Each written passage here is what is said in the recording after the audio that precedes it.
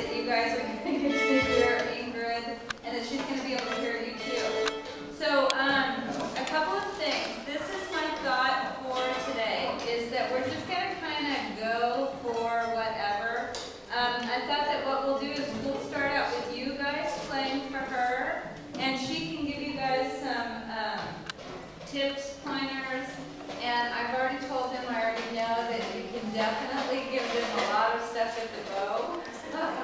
Really drive it, you know.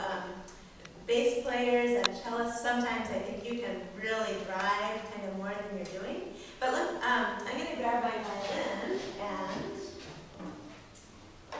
play along with you a little bit just to kind of demonstrate what I'm talking about. So first of all, at the very beginning, you know, it's obvious that you know what this is about, right? There's all these Italian lines of poetry that are written right into the music. I always play this from the facsimile, which has the writing right in the old 18th century print that has it right in there, which is kind of fun. But Landigezza, Peril Calvo, language is from the heat, which, you know, it's different kind of sounding language, but let's go a little faster. 1, 2, 3, from right there, a tiny bit faster. 1, 2, 3.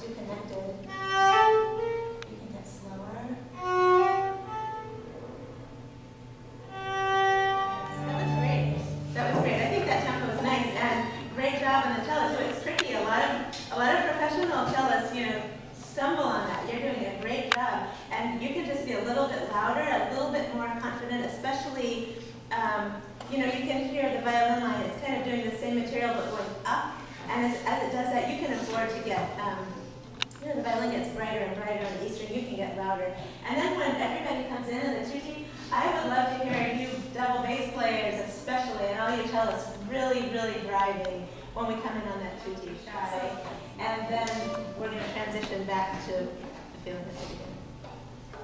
So,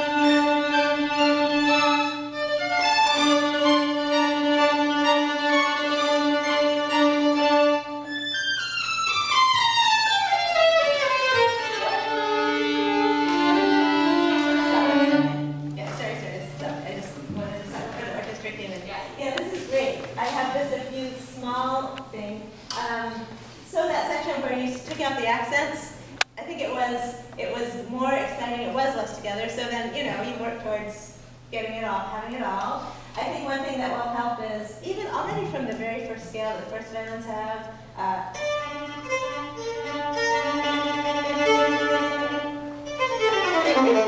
Not, but don't start too loud. Those, as you leap up, you might want to kind of bring out the top note, but then don't stay loud all the way down. So,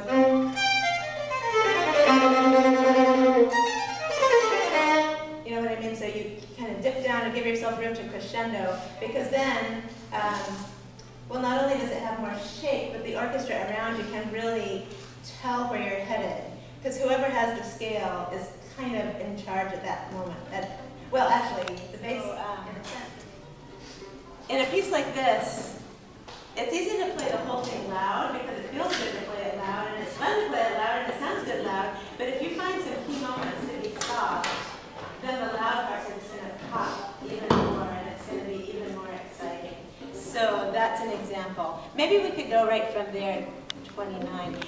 And as long as we've stopped just before we go on, I wanted to say when the orchestra comes in at 41, I would say a little bit shorter, more drum-like, I think would be good enough. Okay. 29.